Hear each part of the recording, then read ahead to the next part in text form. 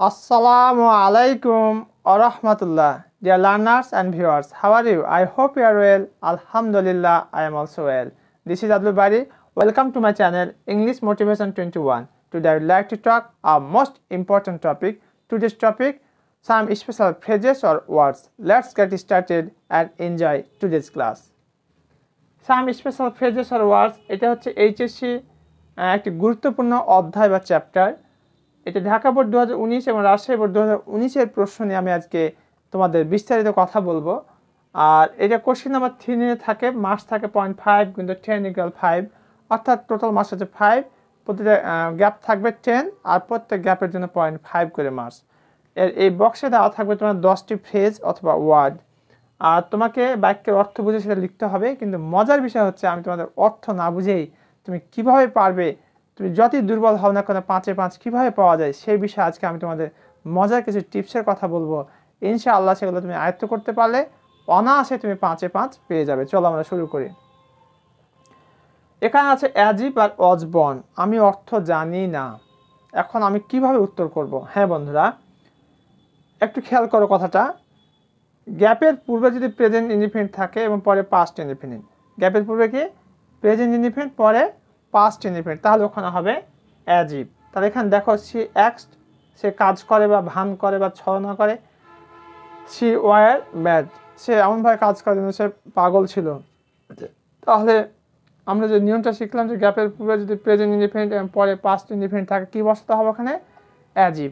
অথবা গ্যাপের পূর্বে যদি পাস্ট ইনডিফিনিট পরে পাস্ট পারফেক্ট টেন্স থাকে সেখানেও কিন্তু অ্যাজিভ অথবা অ্যাজ ডু বসাতে হয়। তাহলে এইটাই বসে গেল। ওয়াজবন, ওয়াজবনটা সাবজেক্টের পরে গ্যাপ থাকবে। সাবজেক্টের পরে কি থাকবে? গ্যাপ। তো দেখো বন্ধুরা, এখানে সাবজেক্ট তো প্রথমে তো গ্যাপ নেই, তাহলে এখানে এটা হবে না। খেয়াল রাখবে সাবজেক্টের পরে যদি গ্যাপ থাকে, মানে প্রথমে সাবজেক্ট আছে তারপরে গ্যাপ। এখানে সাবজেক্ট অবশ্যই, এখানে কিন্তু সাবজেক্ট তারপরে ভার্ব আছে। সাবজেক্টের পরে সরাসরি কি থাকবে? ওখানে গ্যাপ থাকবে আর ভার্ব থাকবে না। কিন্তু এখানে সাবজেক্টের পরে ভার্ব আছে, সাবজেক্টের পরে সরাসরি গ্যাপ চলে আসবে। আর ওয়াজবনের ক্ষেত্রে পরে দেখবে সাল দেওয়া আছে অথবা কোনো স্থান দেওয়া আছে, সাল অথবা কোনো স্থান দেওয়া আছে। তো এখানে সালও নেই, স্থানও দেওয়া নেই, আর গ্যাপের পরে এখানে সরাসরি ভার্ব আছে, যার কারণে এখানে ওয়াজবন হবে না, এখানে হবে অ্যাজ ইফ। যে দুটা নিয়মের কথা বললাম সেটার উপর ভিত্তি করে এখানে হবে as if.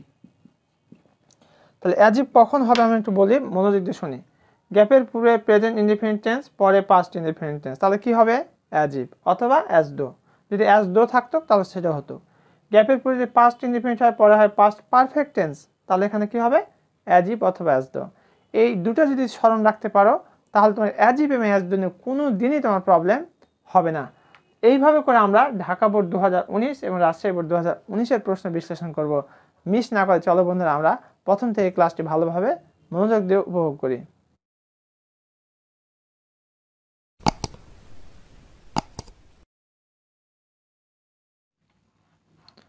Dhaka board O Rajshahi board 2019 নিয়ে এখন আমরা কথা বলবো। এরপরে আমরা প্রশ্নগুলো ভালো করে দেখব। আর সবচেয়ে মজার বিষয় হচ্ছে তোমাদের অর্থ না জেনেও তুমি পারবে, এ বিষয়টি তুমি দেখলে বুঝতে পারবে যে অর্থ না জেনে কীভাবে পারা যায়। আর অর্থ যদি জানো সেটা প্লাস পয়েন্ট। তো চলো আমরা শুরু করি। Dhaka board 2019। Complete the sentences with suitable phrases words given in the box. আমাকে এই বাক্যগুলো পূর্ণ করতে বলেছে, এখানে যে ফ্রেজগুলো দেওয়া আছে সেগুলো ব্যবহার করে। মার্কস এখানে তোমরা দেখতে পাচ্ছ। প্রথমে আমরা বক্সের যে মিনিং সেটা একটু দেখি।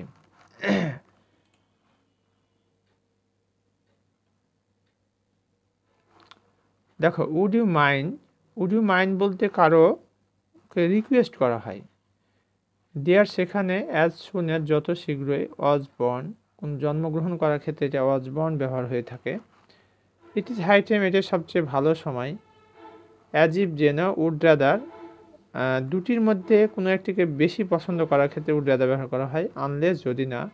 হোয়াট ডাজ লুক লাইক কেমন হবে দেখতে, আকার আকৃতি ওজন। হ্যাভ টু বাধ্যবাধকতা বোঝাতে ব্যবহৃত হয় প্রেজেন্ট টেন্সের ক্ষেত্রে। এবার আমরা প্রশ্নগুলো দেখি। বলছে যে your enemies are looking for you, তোমার শত্রুরা তোমাকে খুঁজছে। Dash you left this place. এখানে ইট ইজ হাই টাইম এর দুটো স্ট্রাকচার আছে। একটা হচ্ছে যে সাবজেক্টের সাথে যদি ভার্বের পাস্ট ফর্ম থাকে, সাবজেক্টের সাথে কি থাকে, ভার্বের পাস্ট ফর্ম। এখানে দেখো ইউ আছে, তারপরে লেফট, লিভের পাস্ট ফর্ম লেফট। তাহলে এতটুকু যদি মিলে যায় যে সাবজেক্ট প্লাস ভার্বের পাস্ট ফর্ম, তাহলে এর পূর্বে যদি গ্যাপ থাকে, উক্ত গ্যাপ আমরা কি বসাতে পারবো, ইট ইজ টাইম অথবা ইট ইজ হাই টাইম। তাহলে এখানে আমরা অর্থ না বুঝেও কিন্তু পারলাম। আর অর্থ যদি চিন্তা করি, ইট ইজ হাই টাইম, এটাই সবচেয়ে ভালো সময় ইউ লেফট দিস প্লেস, তোমার স্থান ত্যাগ করার, কারণ তোমার শত্রুরা তোমায় খুঁজছে। ইট ইজ রেনিং হেভিলি, মুষলধারে বৃষ্টি হচ্ছে বা চরম বৃষ্টি হচ্ছে। Just closing the window, politely তাকে রিকোয়েস্ট করা হচ্ছে কাউকে যে would you mind closing the window, আপনি কি দয়া করে দরজাটি জানলাটি বন্ধ করে দিবেন। Rifat often behaves as if he were a Prince.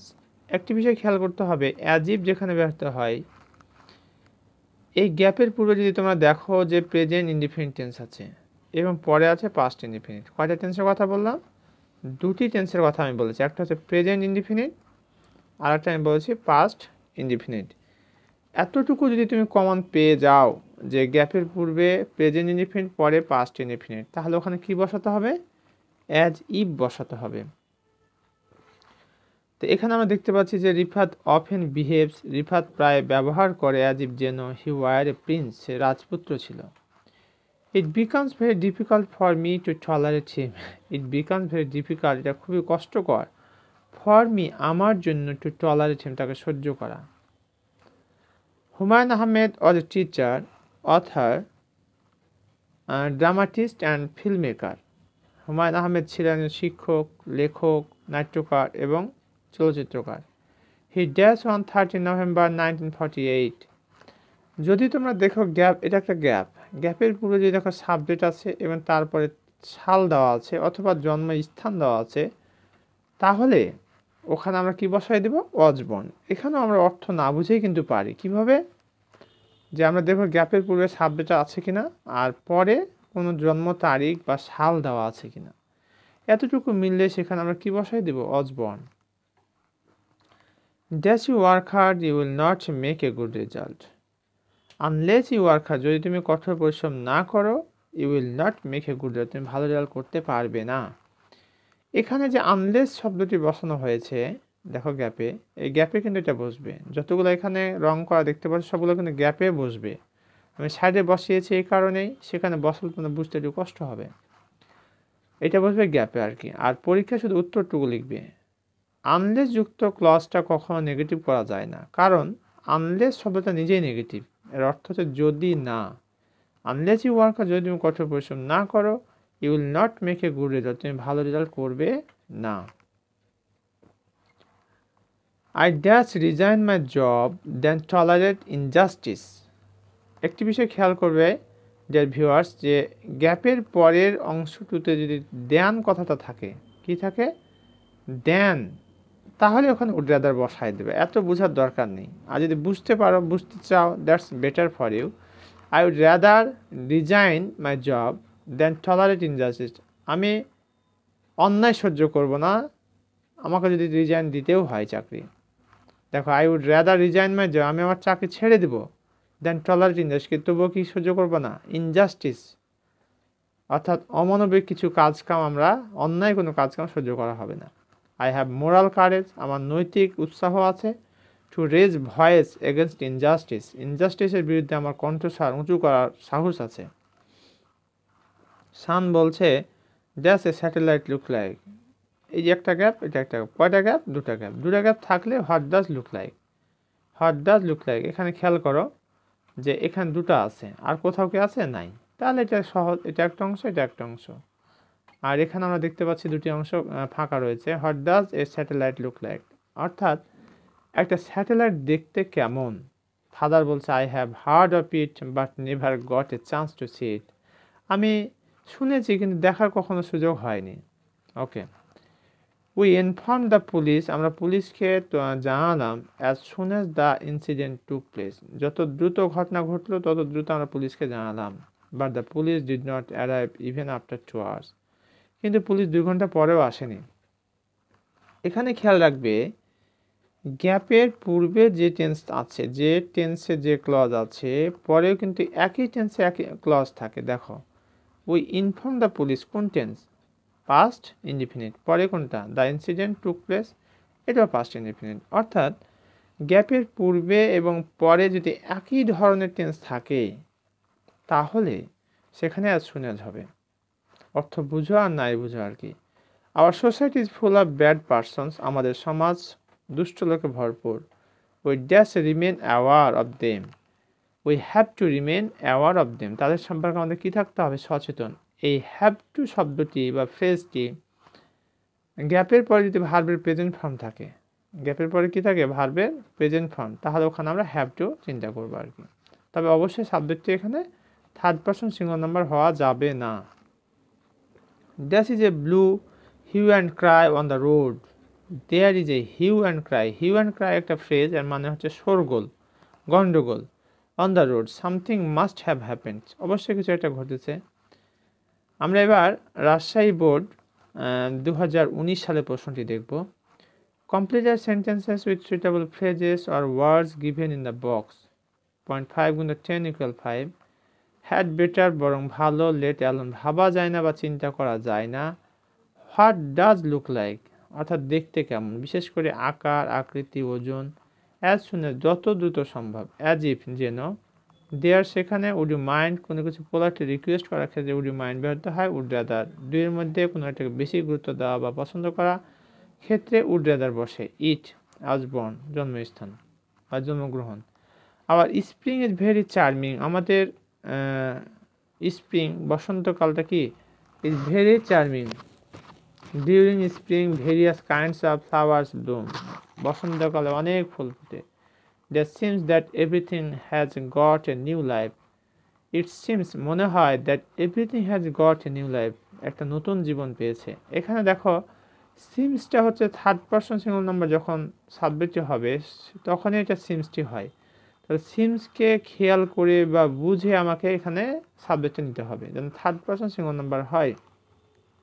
তাহলে এখানে সাবজেক্ট ইট বসানো হলো।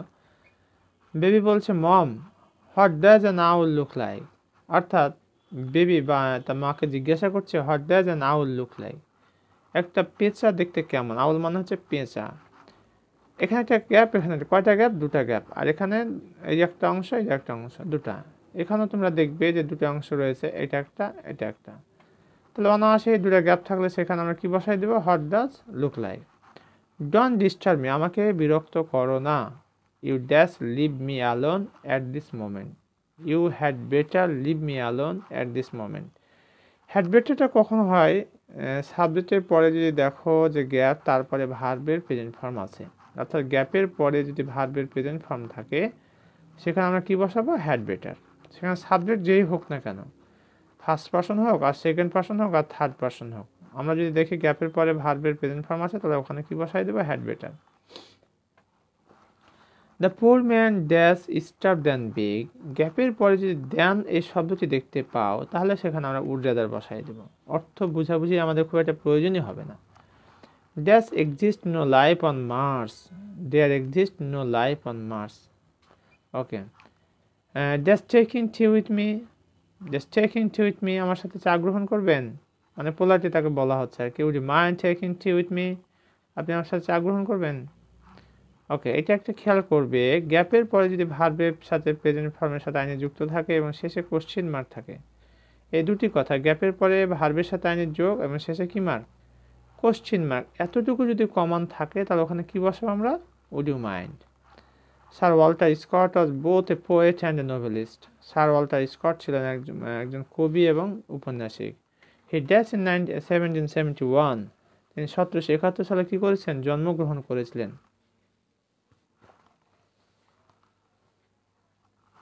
এখানে একটা বিষয় আমরা খেয়াল করি যে গ্যাপের পরে কি রয়েছে? সাল রয়েছে। সাল দেখবো আর আমরা গ্যাপের আগে দেখবো যে সাবজেক্ট আছে কিনা, এতটুকু যদি মিলে যায় তাহলে সেখানে কি হবে? Was born.